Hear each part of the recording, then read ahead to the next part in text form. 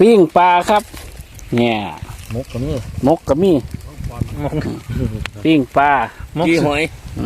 อีหอยก็มีผลหอยมกสูตร101อีสานบ้านเฮาก็กินแบบนี้ละมาหาตึกแหปิ้งปลากินอยู่น้ำทงน้ำทานี่แหละครับปิ้งข้าวน้ำกันเด้อผลปิ้งปลาขาวบูว่าเมาว่ามันแจ่วบองมีผักกระโดนน้ำมาเด้อแซ่บๆกันเขาเที่ยงครับเขาเที่ยงมาพุ่นน่ะกินซ้ำนี่ละเดี๋ยวนี้แต่เขาโอ้พุ่นน่ะจะซ้ำราคามัน